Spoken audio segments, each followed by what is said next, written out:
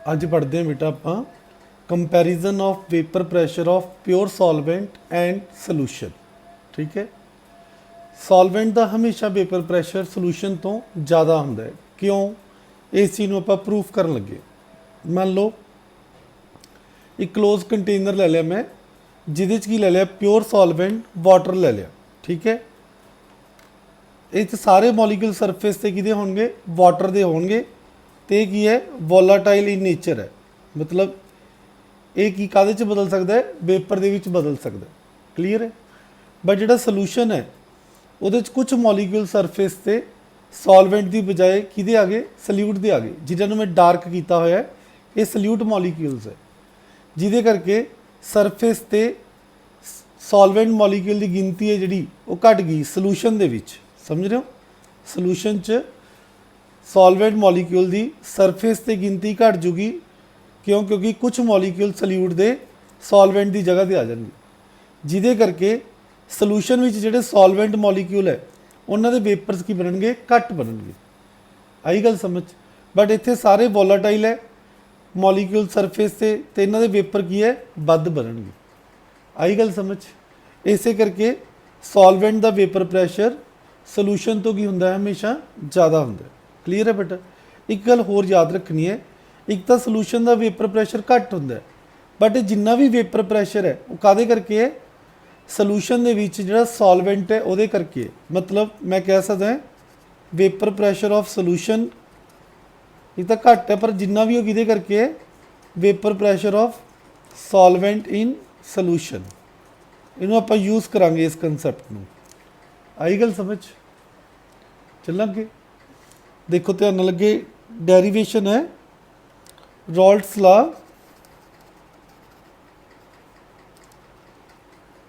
For solutions of solids. मतलब ये जो सोल्यूशन बनावांगे उस सल्यूट किहड़ा लिया है? सॉलिड लिया है, नॉन वोलाटाइल सल्यूट लिया ऑफ सॉलिड्स इन लिक्विड्स। ठीक है, ये पूरा टॉपिक है इहदा। तो आप रॉल्ट्स लॉ पढ़िया सी, याद होवे तुहानूं। रॉल्ट्स लॉ की पढ़िया सीगा, थोड़ा रिवाइज करवाना है। मान लो आ दो कंपोनेंट है ए ते बी। ए कंपोनेंट का ये वेपर प्रैशर किहदे बराबर होगा? Mole fraction of A into vapour pressure of A in pure state. Clear है? सिमिलरली बी का किहदे बराबर होगा? Vapour pressure of B is equal to mole fraction of B into vapour pressure of B in pure state. इसे concept में आप हुण use करना है। ध्यान दो, आ सोल्यूशन है, सपोज किहड़ा अपने कोले सोल्यूशन है जिहदे च नॉन वोलाटाइल सल्यूट है। क्लीयर है? ये जिहड़े उपर वेपर बने सी बहुत घट बने सी। ठीक है, क्यों घट बने सी? आपां पढ़िया कुछ मॉलिक्यूल सरफेस से सल्यूट दे आ जाते, जिहदे करके सॉल्वेंट मॉलिक्यूल की लिक्विड तो वेपर च बदलने की कैपेसिटी घट जाती है, इस करके वेपर्स घट बननगे। बट जिन्ने भी वेपर बने हैं ये किहदे करके बने सी?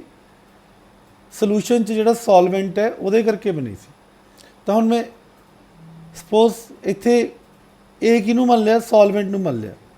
तो vapour pressure of solvent in solution किहदे बराबर है? Mole fraction of solvent, mole fraction of solvent multiplied by vapour pressure of solvent in pure state. किहड़ा कंसैप्ट लाता बेटा? ये रॉल्ट्स लॉ लगाया। ठीक है, आ सोल्यूशन है जिस सल्यूट ते सॉल्वेंट दो चीज़ें हैं। तो सॉल्वेंट का वेपर प्रैशर किहदे बराबर होगा? Mole fraction of solvent into vapour pressure of solvent in pure state. Clear है? इहदी जगह ते मैं की लिख सकदा? Vapour pressure of solvent in solution की थां ते की लिख सकदा? वेपर प्रैशर ऑफ सोल्यूशन भी लिख सकदा। तो वेपर प्रैशर ऑफ सोल्यूशन किहदे बराबर है? मोल फ्रैक्शन ऑफ सॉल्वेंट जिन्होंने मैं X1 मान लिया, तो vapour pressure of solvent in pure state में मैं P0 मान लिया। ठीक है, इनू मैं PS नाल रिप्रजेंट कर लिया, वेपर प्रैशर ऑफ सोल्यूशन। तो अगले पेज पे चलते हैं। तो छोटी जी डेरीवेशन बनूगी।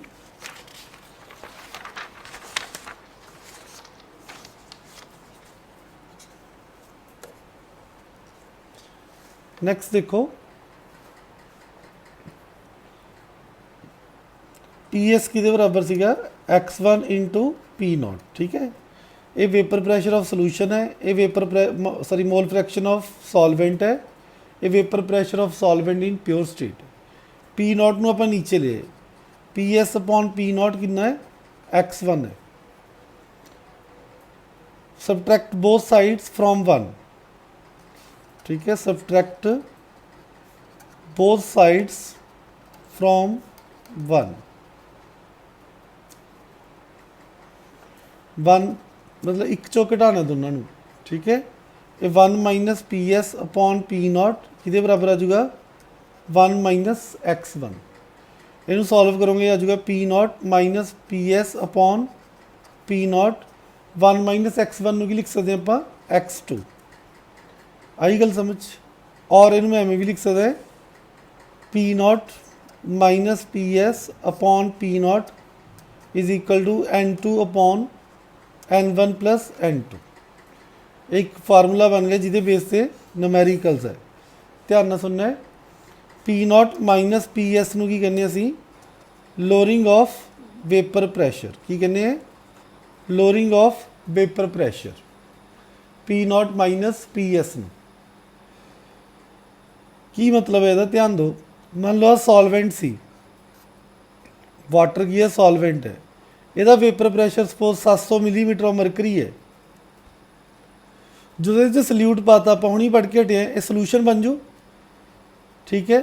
सल्यूट पाने वाले सल्यूशन बन जू, यदा वेपर प्रैशर सपोज 680 रह गया, ठीक है। सल्यूशन का कितना घट गया 20, तो डिफरेंस है आ पी नॉट आ पी एस है, इन्होंने दोनों का डिफरेंस कितना है लोअरिंग ऑफ वेपर प्रैशर।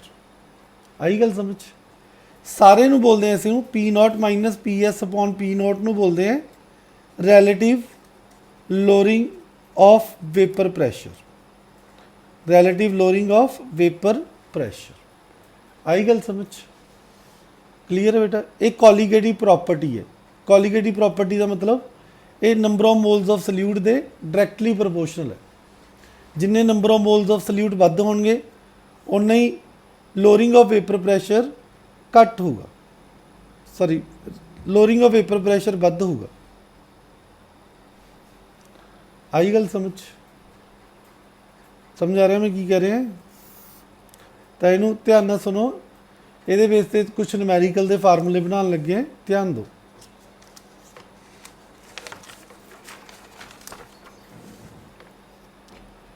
अब P naught minus P S upon P naught, इधर कि आ गया सी n2 upon n1 mole fraction of solute सी है n2।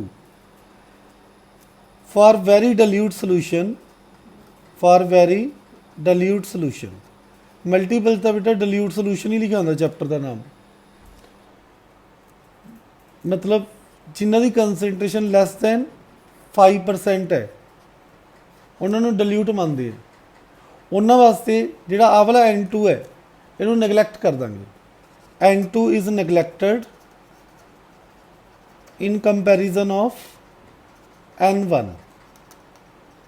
वो आप n2 नू की कर देंगे नैगलैक्ट कर देंगे n1 के कंपैरेटिवली। तो उपर वाला फार्मूला की बन जाएगा P naught minus P S upon P not n2 upon n1, ठीक है। और P naught minus P S upon P not n2 की जगह पर लिख सकते हैं W2 अपॉन M2, n1 की जगह पर लिख सकते हैं W1 अपॉन M1। आई गल समझ। बट ओपनली न्यूमेरिकल्स के प्रॉब्लम आती है भी n2 नू नैगलैक्ट करिए कि ना करिए। मल्टीपल तो असीं नैगलैक्ट करके ही चलते। थ्योरी जोड़े अपने बुक च न्यूमेरिकल दिते हुए है शायद वो आंसर तो मैच करेंगे जो तुसीं आप पूरा फार्मूला लगाओगे, ठीक है। प्रदीप जोड़े न्यूमेरिकल्स क्लीयर है बेटा। यदी जगह तो एक होर फार्मूला भी लगा सकते हो, ठीक है। वो ईजी है अप्लाई करना, ध्यान दो। वो फार्मूला की है मैं अगले पेज पर दस दे, चलो फिर पूरा आ जाऊगा।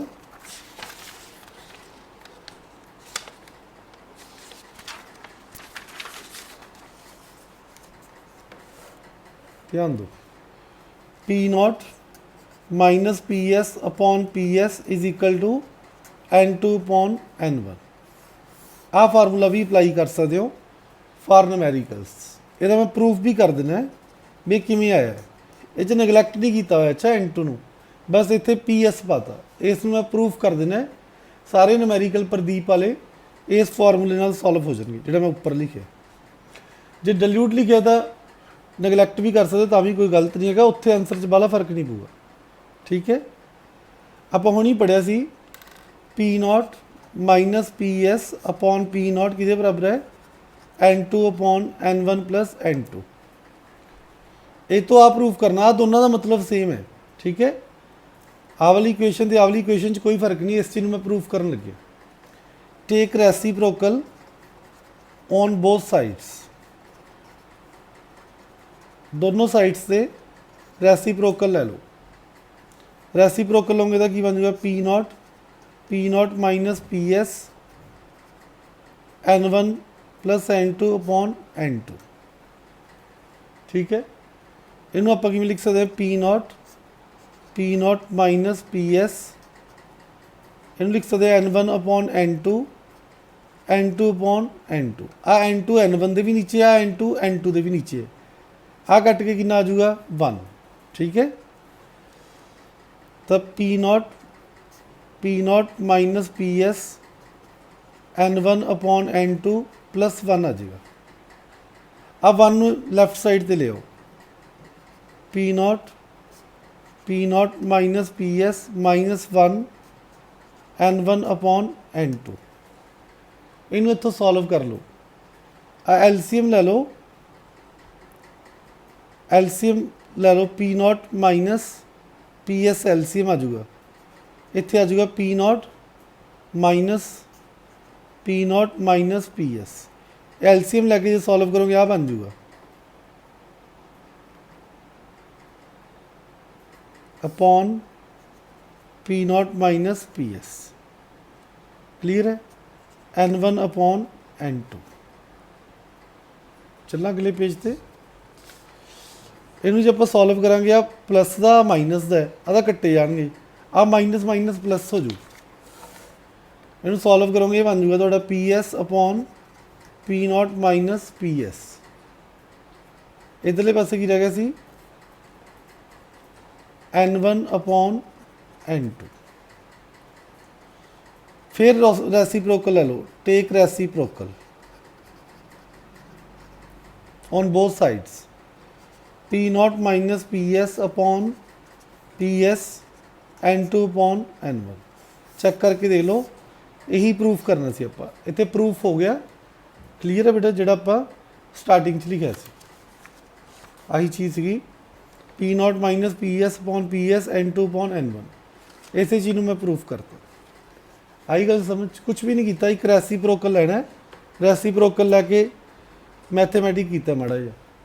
क्लीयर है, दोबारा फिर एंड ते रेसिप्रोकल ले लेना, ये बेस पर आपां नूमेरिकल्स है जिहड़े वो सॉल्व कर सकते। ठीक है बेटा, नूमेरिकल अगली वीडियो च करांगे।